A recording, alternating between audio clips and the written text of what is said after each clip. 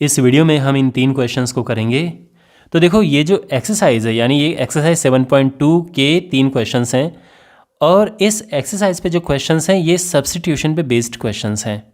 यानी यहाँ से आप ये सीखना शुरू करते हो कि सब्स्टिट्यूट कैसे करते हैं, क्योंकि आप नोटिस करोगे कि यहाँ पर इसका कोई डायरेक्ट फॉर्मूला नहीं है। भाई अगर हमारे पास लिखा हो इंटीग्रेशन 4 sin x या 4x² ले लो, तो आप जानते हैं कि इसका आप डायरेक्ट कर सकते हो, है ना। 4 ये बाहर आ जाएगा और x² का हो जाएगा x³/3। लेकिन अगर आपके पास ये है, इसका कोई डायरेक्ट फॉर्मूला नहीं है, तो हम इसमें सब्स्टिट्यूट करते हैं। सब्स्टिट्यूट देखो, अगर आप ये वीडियो देख रहे हो तो आई एम श्योर आपको इसके बेसिक से ही ये आपको सीखना है, आपको इसके बेसिक्स में ही प्रॉब्लम है। इसलिए मैं आपको स्टेप बाय स्टेप समझाऊंगा कि कैसा सब्स्टिट्यूशन मेथड हम यूज़ करते हैं। तो देखो यहाँ पे सबसे पहला स्टेप है वो है कि हम इसको लिखें लेट और आई करके लिखें इसे। तो ये हो जाएगा 2x/1 + x² dx। ये पहला स्टेप है। अब यहाँ पे हम पुट करते हैं। तो आप यहाँ फिगर आउट करो, आप फिगर आउट करने की कोशिश करो कि किसको डिफरेंशिएट करके क्या आ रहा है। यहाँ पे एक चीज़ को डिफरेंशिएट करके दूसरी चीज़ आती है। तो यहाँ पर आप नोटिस करेंगे कि अगर आप इसे डिफरेंशिएट करें तो ये आ जाएगा, है ना। तो हम वही करेंगे कि हम लिखेंगे पुट 1 + x² = t। क्या उद्देश्य हमारा है, क्या मकसद है कि हम ऐसी शेप लेके आ जाएं जिसका हमारे पास फॉर्मूला है। अच्छा, इसको डिफरेंशिएट किया तो ये तो 2x हुआ, साथ में dx भी लिख देना, और t का डिफरेंशिएशन 1 होता है और साथ में dt आ जाएगा। तो सिंपली t का dt लिख देंगे और इसका ये ध्यान रखना। और अब आप नोटिस करो कि 2x dx बिल्कुल है ना। तो यहाँ पे हम क्या करेंगे, वापस आई करके लिखेंगे और इसकी जगह पे हम लिख देंगे dt और अपॉन t, है ना। तो यह dt/t लिखो या फिर आप 1/t × dt लिख सकते हैं, बात एक ही है। और आप जानते हैं कि इसका इंटीग्रेशन क्या होता है, log t। अब ये शेप बन गया है, इसका फॉर्मूला हमारे पास है। तो ये सब जो हमने किया यहाँ पर इतना सारा, इसका उद्देश्य ही यही था कि हम फॉर्मूले की शेप में लेके आ जाएं। और ये हो जाएगा t की जगह पे हम पुट करेंगे 1 + x²। और आप नोटिस करेंगे कि मैंने यहाँ पे मोड लगाया है बट यहाँ पे नहीं लगाया है। उसका रीज़न ये है कि 1 + x² कभी भी नेगेटिव नहीं हो सकता है। मोड हम इसीलिए लगाते हैं ये सोच के कि कहीं अंदर की चीज़ कभी नेगेटिव ना हो। 1 + x² कभी नेगेटिव नहीं हो सकता, आप जानते हैं, क्योंकि x कुछ भी रखो प्लस माइनस में हमेशा स्क्वायर पॉजिटिव होता है, तो हमेशा पॉजिटिव आएगा, और 1 प्लस करके तो और बढ़ेगा ही।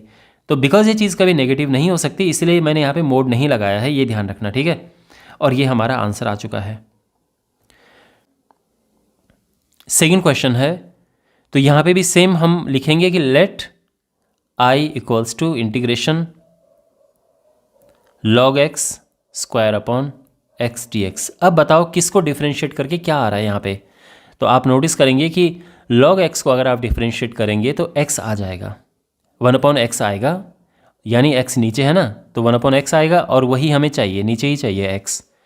तो हम क्या करेंगे, पुट log x = t, और ये हो जाएगा 1/x dx = dt। तो देयरफॉर i हो जाएगा इंटीग्रेशन ऑफ log x की जगह पे t पुट करेंगे तो हुआ ये t²।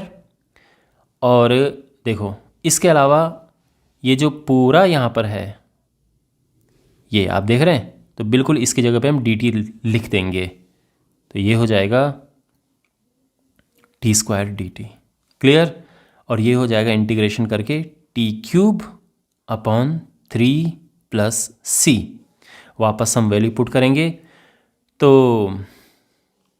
यहाँ पर t की जगह पे log x लिखना है हमें, और ये हो जाएगा, वैसे आप चाहो तो x पे मोड लगा सकते हो, और इसका क्यूब/3 है तो ये 1/3 यहाँ पे लिख देते हैं, प्लस c। तो ये समझ आ गया। क्वेश्चन नंबर 3 देखो, अगेन सेम प्रोसेस, कि लेट आई करके इसको लिखना है।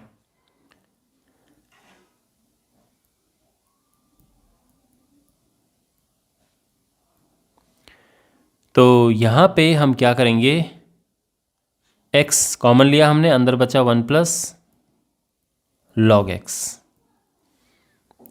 और ये करने का हमारा उद्देश्य था, हमारा पर्पस ये था कि 1 प्लस लॉग x को अगर हम पुट करें, t पुट करें, तो इसका डिफरेंशिएशन 1/x आता है। यानी हमारे पास अवेलेबल है 1 plus log x equals to t, तो इसका डेरिवेटिव यहाँ पे अवेलेबल है ना। तो 1/x dx equals to dt, और हमारे पास 1/x dx है ना, आप देख रहे हैं। तो ये हो जाएगा इंटीग्रेशन,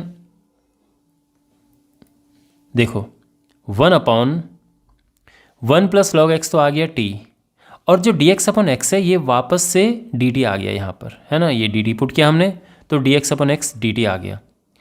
और इसका इंटीग्रेशन करेंगे 1/t का, तो ये तो log t होता है, log t प्लस c। और t क्या है, t जो हमने पुट किया था 1 प्लस लॉग x, ये, और ये हमारा फाइनल आंसर है।